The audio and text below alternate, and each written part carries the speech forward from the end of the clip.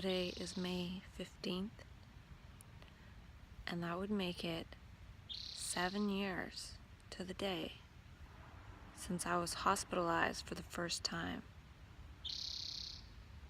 in the psych ward.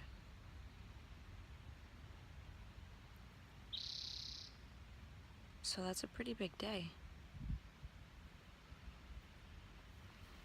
And I'm laying here connected to the earth. I've been connecting my sacral area to the grass, as well as my head, my feet.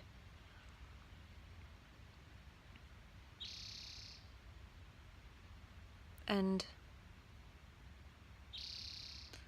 a lot of things are coming to mind. A lot of different insights. And my brain feels like it can keep up, and my brain feels like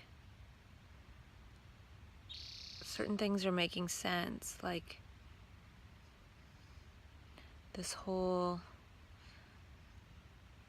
paradox of duality and non-duality, and has non-duality always existed, or are things dual? Is there free will? What's illusion, what's not? And even some past traumas that I had growing up, even those were coming to mind as having some kind of like positive spin on it. So that was kind of surprising, because some of them were not the greatest.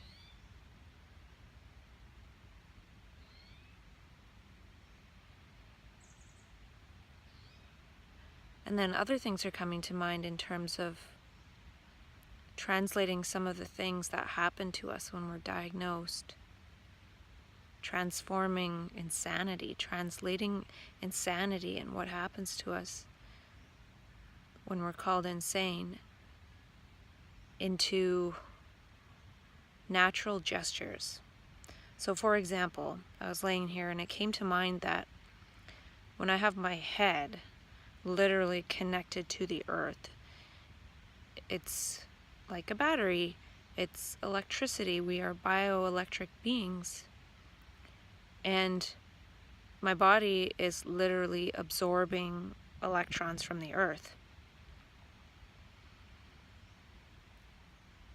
And then for some reason it popped in mind that people often get ECT, or electroconvulsive therapy, and that's sending currents of electricity through the brain, quite large currents of electricity. Well, maybe there's something to having currents of electricity going through the brain, but perhaps there are more natural ways of doing that, like just laying on the grass with one's head connected to the earth. And perhaps it could take time, quite a bit of time, but perhaps instead of zapping away the so-called psychosis, one might be able to ground and energize the brain cells that are trying to flower and grow and come online regarding oneness and non-separation. Because the psychiatric system is about restoring a person to the perspective of being a separate ego self in the conditioned machinery of the world. Whereas one can move into nature, and since this process of crisis is attempting to remove all that conditioning from the brain and sort of restore it back to the time when it was completely unconditioned, which could have been millions of years ago. So it's trying to remove all that has evolved as conditioning for the past million years in the human brain and put the brain back at zero, because this deconditioning process is acknowledging that none of this knowledge or conditioning or thought or the direction humanity is headed is any good, and we need to start from scratch. And so people often at a certain point in the process, are restored to some kind of innocent, vulnerable, child, baby-like adult that does need some kind of protection. Maybe not 18 years like children do, but it does need a period of time of love, of whatever human love can be given, and it might not be much. And that's perhaps why nature and the earth can give more. It can give that unconditional love, minus the conditions of the weather, which require that human beings have food, clothing, and shelter. So to give one food, clothing, and shelter and vast space, and the energy of love to flower, because the whole human brain is taken over by fear and conditioning and human constructs. It's not love, it's pseudo-love. It's not love at all. So this process is attempting to restore the brain, to wipe all those programs clean, because it's seen, the brain cells see it as completely valueless and going towards the destruction of humanity. And the only way something else, not the only way perhaps, but one of the ways something else could possibly flower is when human beings who may still be in the conditioning see that when an adult human being is radically unconditioned, they need extra love and care and non-judgment, and they need the conditioned human beings that are able to provide that kind of safe space in order for something totally different to flower. And this is happening on many different levels in humanity. It's happening in the children who are born and develop into a child on the spectrum, what's called the autism spectrum. Those kids need so much love, and so much unconditional love, non-judgmental love, if they have any chance of flowering into something unrecognizable. They're there as seeds, but when we put our structures on them, then they turn into that which we structurize. We create the scaffolding for that brain to get contorted because we judge. We think we know what's going on, but we really don't. And so when one realizes one has no idea at all,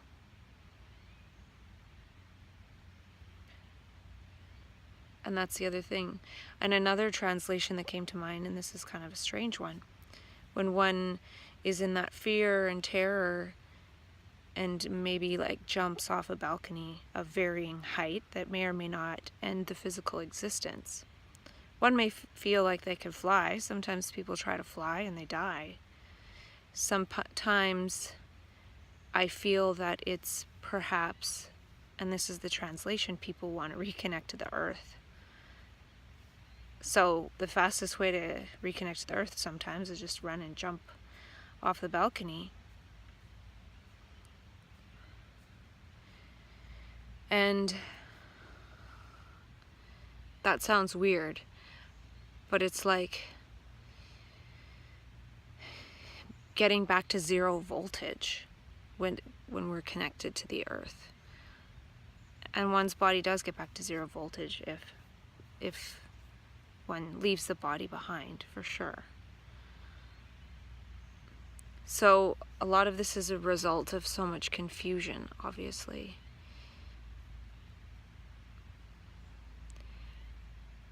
And that's the thing too, a person who gets into a glimpse of this freedom of the brain and then realizes they're surrounded by the structures of society, oftentimes makes a run for it. When people run like they're afraid for their lives, oftentimes they get chased down and apprehended. And one might be trying to run to safe space. So one might try to run until one feels safe somewhere. I did that. I sat down by a river, and it was cold and wet. And I realized, wow, I can't stay here forever. And that's another thing that came to mind lately, was that seemed fearful at the time, but really what it was saying was, hey, there are physical limitations. One does need food, clothing, and shelter. One can't indefinitely sit by a river freezing cold. The body will literally get up and walk out of that riverbank sitting in the mud because it can't stay there indefinitely. And then one walked back into the conditioning. But one can, even though one is still within having conditioning all around oneself, one could sit inside and watch TV all day, or on a nice day one could go outside and sit in nature, which is not conditioned. And I feel that that could help the brain stabilize in the unconditioned state, because of how the brain is trying to go back to how it originally was before all this conditioning came in. And I think the conditioning was necessary phase, for sure, but now it's kind of over. This conditioned self can't keep going on as feeling itself as separate from everything in the earth. So, because there's a difference between using something outside oneself to uplift oneself versus seeing everything as oneself, seeing everything as one life, one consciousness. And that's how we need to see things, absolutely. So the psychiatric system is all about restoring someone to the perspective of seeing oneself as an isolated fragment. And I was listening to some of Krishnamurti's teachings, and he was saying how once the brain gets outside the conditioning and sees that, how dangerous the conditioning is, it can never go back. And I was like thinking, I think it does go back, because we get reconditioned. If we glimpse that freedom in something like a so-called mania, it doesn't last. We end up recaptured, and we have everyone around us trying to recondition us. But then I realized maybe that does have some truth to it, because even though there's so much invested in trying to recondition a human, after that happens, and they're labeled with something like bipolar or schizophrenia or something, it doesn't work. Like, the studies I've read or the information I've read is like, most people can't return to work. Most people can't function. There aren't very good outcomes, as they call it, like outcome measures of people can't even clean their house. So the brain is not able to be reconditioned. So the whole system is going in the wrong direction, in that it's trying to recondition a brain that is unconditioned. It needs love and peace and quiet to take roots and flower as something totally different. And I'm saying, oh, well, a person needs this sanctuary with, even if there are conditioned people around, trying their best to create the conditions of unconditional love. But every now and then, it's possible an individual can eventually escape that paradigm and not need someone else to create those conditions, and that they're able to eventually create those conditions for themselves. It would be rare, because most people are brainwashed into thinking they have a mental illness and there's nothing they can do except live some semi-functional life as a shadow of their former self, so they don't see that perhaps other conditions might create other possibilities. And then we also feel like our safety is our family. when so much of our conditioning, a good percentage of it, comes from our family. So if we want to be deconditioned or unconditioned and have the opportunity, the possibility of something new flowering, we need to at least temporarily get away from our family. Because this is something that I stumble on, is that since I feel kind of one a lot of the time, I don't assume that people have these like conditional intentions inside and are projecting them onto me.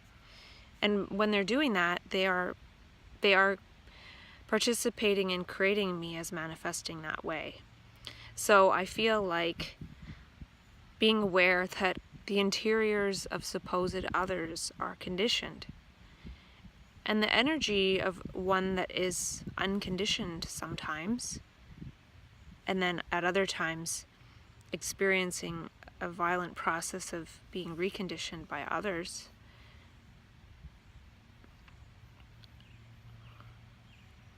I don't even know what I was saying.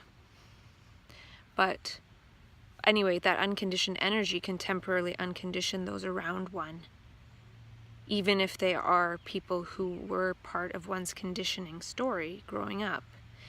But I think that when that happens, there is a violent rebound of energy. So the others might not be aware that they were temporarily unconditioned, but when their conditioning comes back online, they act violently. Just like when we have a diagnosis, when we're in the heaven of bipolar mania, so-called, and then we are violent, the conditioning comes back online. A lot of times that manifests as violence because of the duality of pleasure and then pain. So our brains are so conditioned to pleasure versus pain, reward, punishment, duality, good, bad, right, wrong, according to the conditioned morality, which is the morality of the individual against the world, and how that creates people hoarding power and competing and wage slavery and all of that. So it's not really moral. So when the brain goes back into conditioning, it's automatically back in opposites, and then it sort of creates the equal and opposite effect.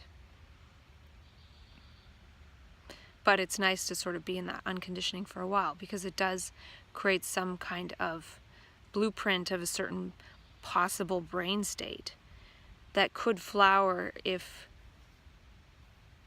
conditions were right, or the conditions were right for unconditioning, safe for unconditioning.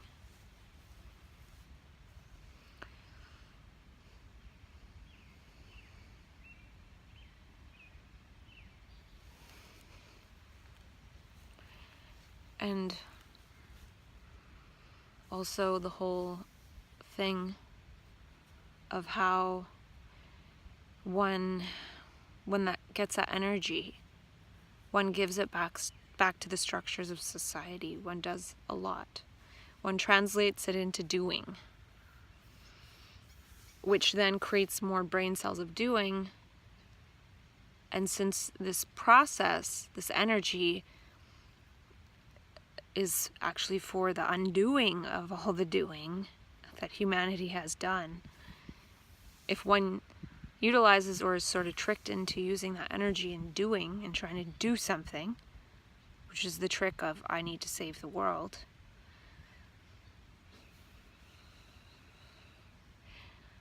because usually there's a period before that where one is really enjoying the energy and just loving everything, and then just sort of going with the flow and whatever's there, talking with that person, and then all of a sudden it's like, oh, I need to do something. And then it tries to do some particular thing, and then it gets translated into a motive and a pattern, and all that is part of the conditioning structure. So then when that happens, when it gets fed into the I that needs to do something to the world, as opposed to this is an energy that is one with life, and I am life itself. And being life itself, putting the energy back to life itself, not the false structures of conditioning that are human constructs and are just like this little vibration that is, it seems like such a big thing, but really it's very small. It's like this tiny little vibration, like, that sort of just put us like probably just one plank or plonk length off of in touchness absolutely and oneness with life. It's probably very tiny, but we take it as this really huge thing. And then when one is vibing as life with life, it's a lot more powerful, and one doesn't have to do anything. One can try to do something, and then that is a so-called manic episode, according to the manifestation that is labeled bipolar by psychiatry. So that brings me to what I'm not doing right now, which is anything. I'm laying in the grass, and if there is any energy, just giving it right back to the earth. Not even giving it back to the earth. Being one with the earth. I don't have to sit here and try to give energy back to the earth. Just touch the earth, and that's all one has to do. So this may be a temporary gesture of sort of like surrendering, instead of doing something and doing something and doing something with that energy, and that energy building and trying to create all these projects that don't get finished. And then one sort of surrenders oneself at a certain point to the psychiatric authorities, because that energy implodes upon itself and springs back in an equally but opposite way, thus creating so much pain and awfulness.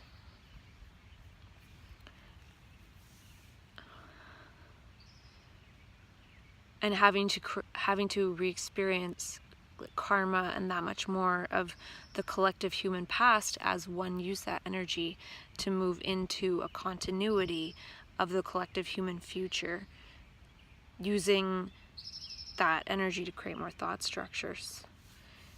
So just really seeing that one can do nothing. One can do nothing by oneself. One can do nothing without the earth.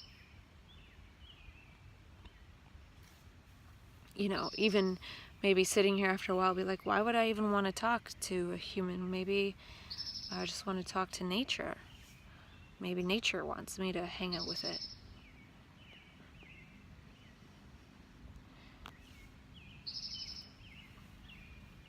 And interestingly enough, I heard a mockingbird. Never heard a mockingbird here before. Hear them in California. They sound a little different, but it was the same long mockingbird tune. And then I put this cell phone in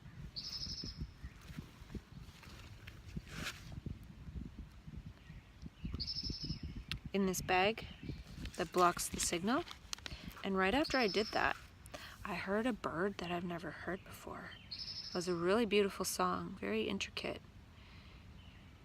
And so I sort of did a gesture of blocking the conditioning of being always connected to the human structure, and just editing that out for a while by putting this thing in that case, which would get rid of the concentrated signal right next to me.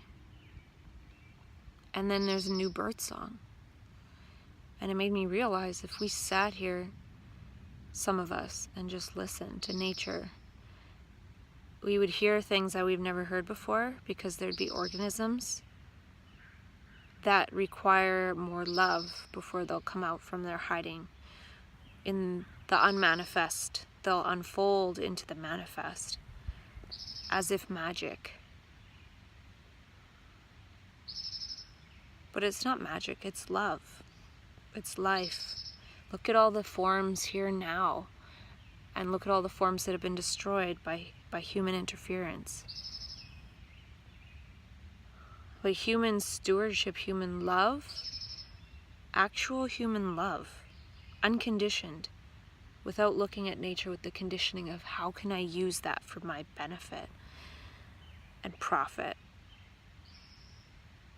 That love would make so much more beauty appear than we could ever imagine.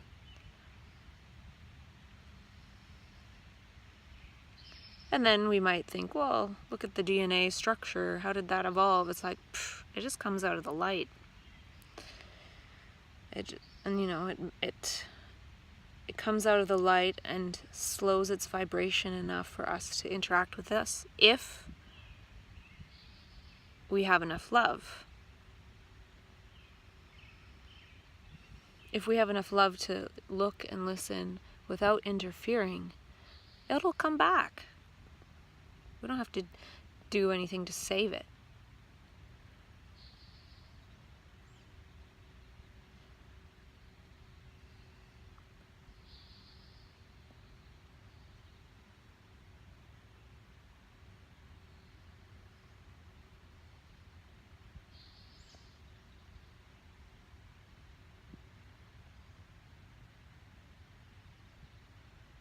And there might be some that think that's not true.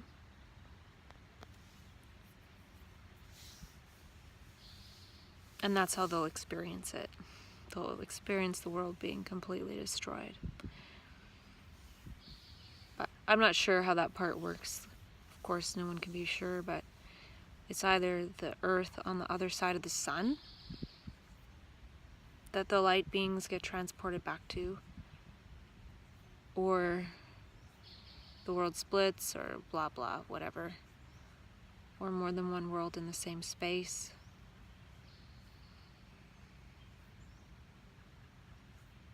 But it's kind of that, because as conditioned human beings,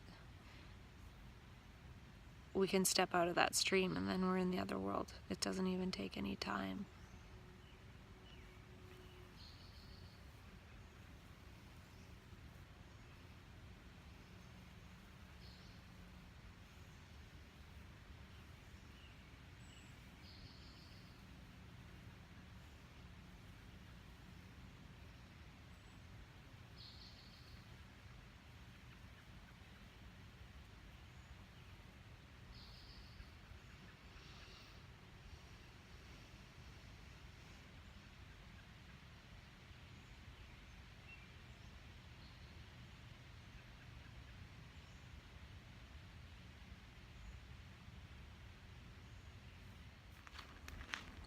It just arose in mind that when one's brain goes into processing at the speed of quantum, it's in a mode of clear seeing, and that clear seeing of perception, action, direct action, leading one closer to one's original self, one's original dream, one's original blueprint of one's life before it was warped by the conditioning.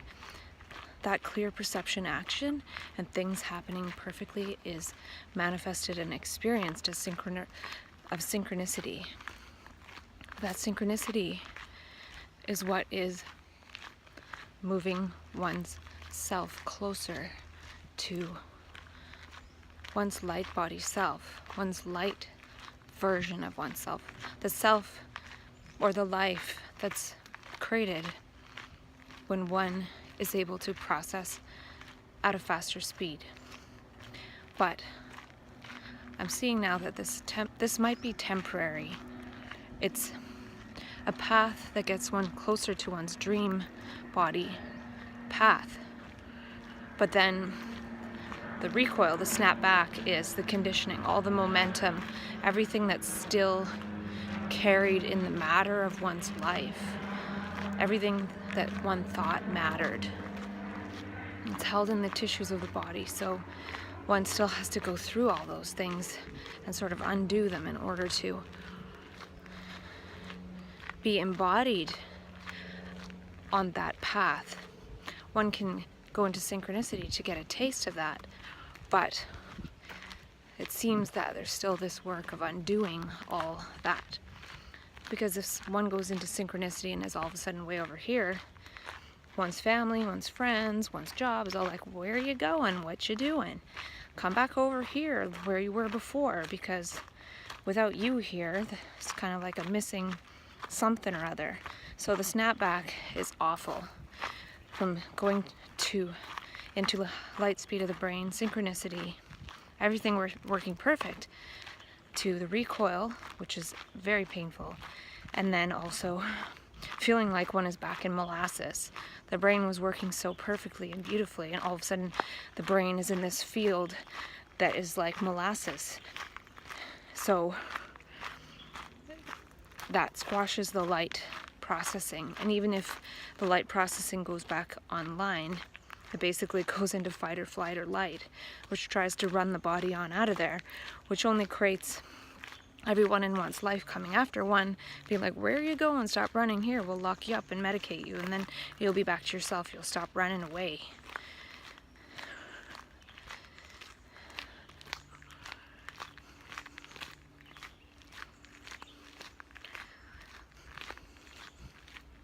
So I'm wondering if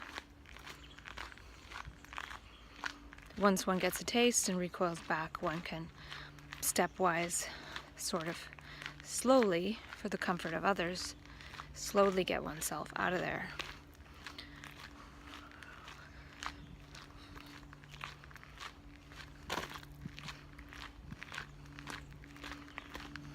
So one sees where one can be, but often we get trapped into thinking that we can never get back to that because we're told we have this lifelong problem that we're going to have to be dealing with forever.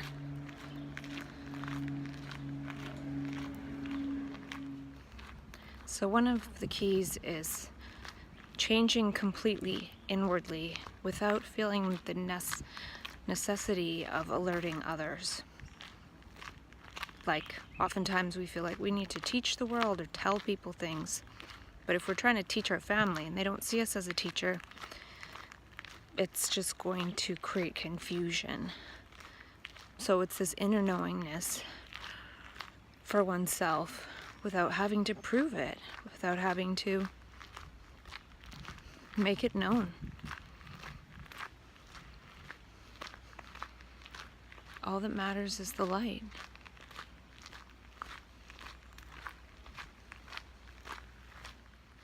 Because part of what happens when we go into that hyper-processing state is that we feel like we know a lot more than we do, or we did before. Like, we can sense what other people are feeling, but since we can sense what other people are feeling and thinking, we think they can too. But the truth is that they can't. But they can in some sense, because the more we project what we're experiencing inwardly, outwardly, instead of keeping it as an inner knowing, when we put that knowing outwardly, that energy of conditioning will come back and try to assimilate. So it does know in some sense, like it knows that we've changed, it knows that we're different, and family will see us as behaving differently. So it's this really strange and subtle thing. And then when you know within yourself that you're completely fine, then they sense that, and then they leave you alone. And they let you be alone. And that can only happen when we no longer go crawling back to them for their help. What they call help. Which is to help us not change and not transform. If they don't want to, that's okay. Move on. Because the trick is when we get to that place of power within ourselves, and then we convert some of that energy in needing to be recognized by the outside, in needing to be seen, known, acknowledged in any kind of way, that then wastes some of the energy in the ego structure. Because those are things that the ego would want and need. So as soon as the brain clicks into that kind of thinking, it is now out of that energy. But since it had access to all that energy, it will go into creating ego structures, which then cause the outside world to become mad. Maybe in a way because we had something, we had a seed of light, and we just wasted it in the ego structure. So even the ego structure comes after us for doing that. Like, nope, that's not quite the right way. But then interestingly enough, when one doesn't create that, and when one keeps it all to oneself and remains anonymous, then the funny thing is that it can be shared with everyone. When it's unrecognizable, when it's anonymous, it can be shared with everyone. But when we, with that energy, want to be recognized, because we can't recognize ourselves,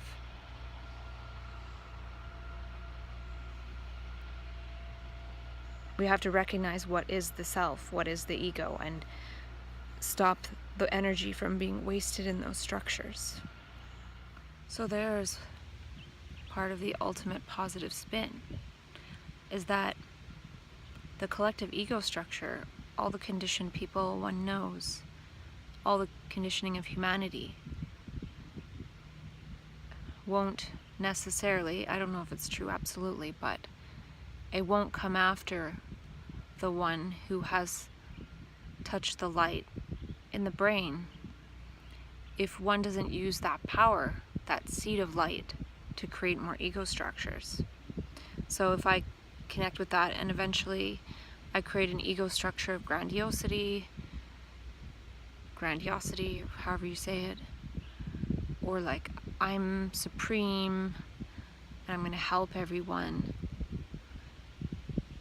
then that won't collapse and then fall into something where one gets apprehended. So it seems that one gets apprehended because one uses the energy in wrong ways. One uses it for one's own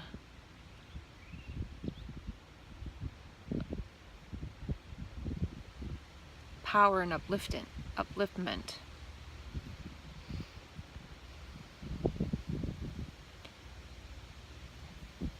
Or to set itself apart.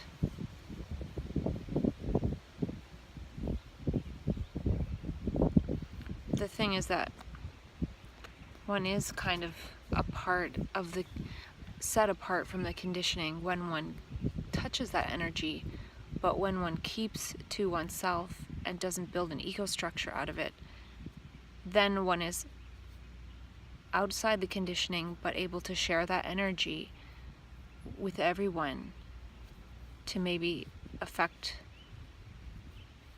unconditioning of the whole. But if one tries to do something, people don't like that. And then we get that back on ourselves. We get stuff done to us.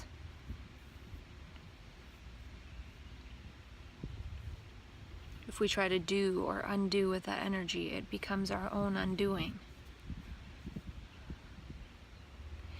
And I think maybe that's part of the intelligence of the whole thing, which kind of really sucks. But like, if that didn't happen, then that energy could create a bunch of egoic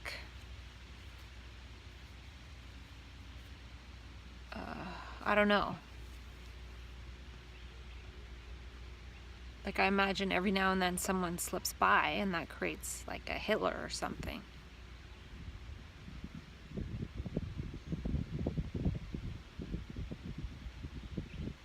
Or maybe it is that those people that have created egoic power structures, like governments, they've created the structures like psychiatry in order to capture those energetic beings who might affect change, to take those types of people out of power. So maybe it's not as benevolent in terms of being recaptured by the conditioning. It's probably not benevolent, but we can remain anonymous.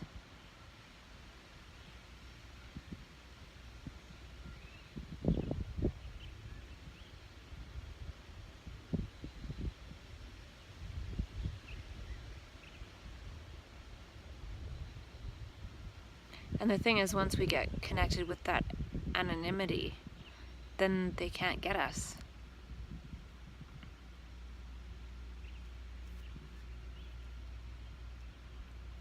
Because they don't know. They don't see what's happening because it's something working in the invisible realm. So when we do nothing in the visible realm and allow all the energy to go into the invisible realm. So if I don't move like this, that energy doesn't go through my arm. It can go somewhere else in an undifferentiated way, undifferentiated by gesturing according to human conditioning. It goes into the field.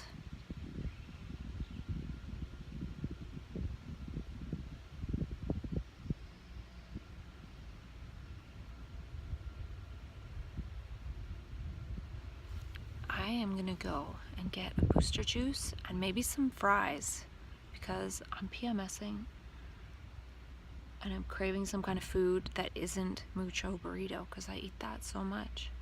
I don't feel like mucho burrito, but I feel like something to resonate with this time. It's a little bird eggshell. A little birdie came out of this. Welcome to the world, little birdie. Got my booster juice and a big bag of fries from Fat Burger. Never been there before, but I noticed it here in this complex, so I'm going back to the park to eat. Got my bag of fries, my ketchup, and my mayo.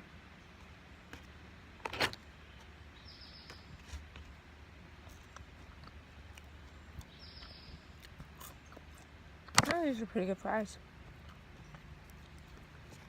I knew I didn't feel like McDonald's fries.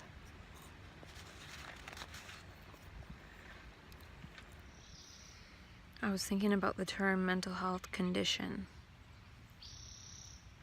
And then it came to mind, mental health conditioning. The mental health system is a type of conditioning. And I don't really feel like we have mental health conditions, but we're conditioned to believe that, and that's the mental health conditioning. So there must be a way to remove the mental health conditioning, which can transform supposed insanity back to the process of transformation. Transformation into oneness. And the mental health conditioning would have us believe we're this separate person with this separate personal mental health problem, which isn't true. The perspective of being a separate person, acting independently of everything else, is the only mental health problem. To feel like one's mental health is separate from every other thing.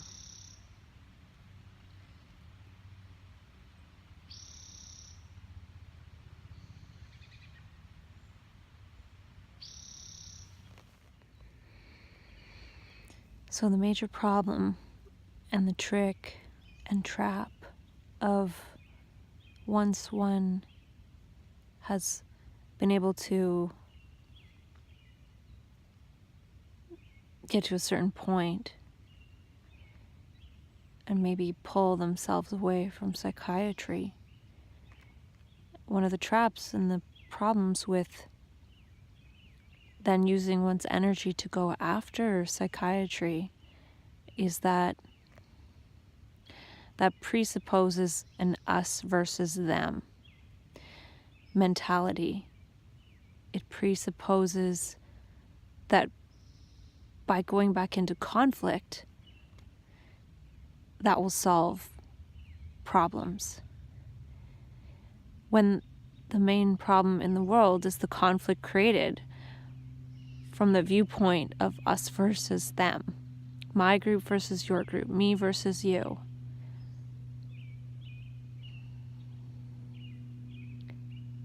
And it's the point of view of having a me that creates the thought of there being a you separate from me. But there is no such thing. The conditioning is that which that has created the illusion of that. So when we go back to fight psychiatry, we're feeding that illusion of us versus them. And we're falling back into the trap.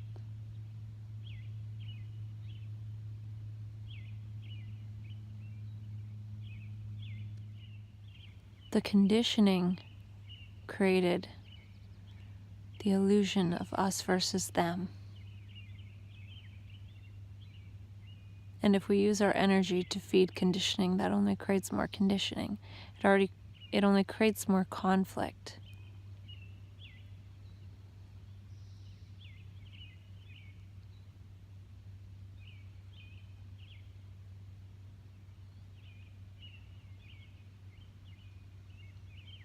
Maybe we can help, in quotes, more if we see that they can't help it. Because they see based on the conflict of you versus me.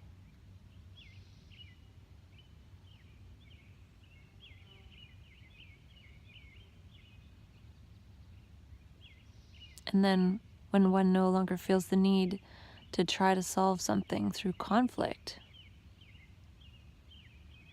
one has stepped outside the whole thing. One is no longer a part of that conditioning.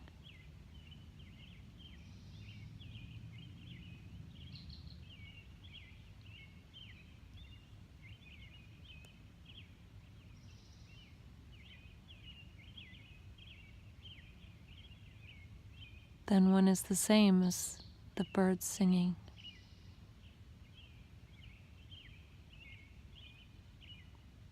The delight in life living itself out.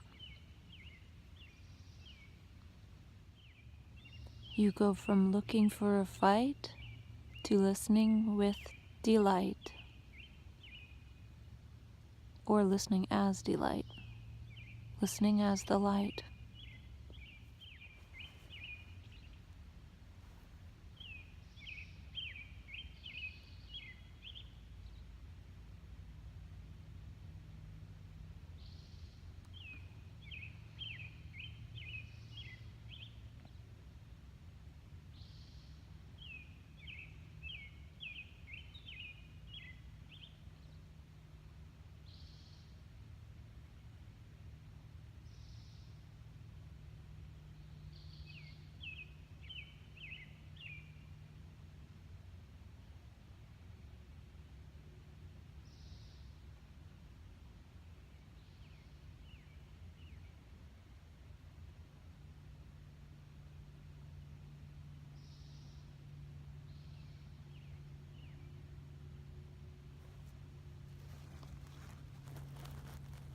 Oops.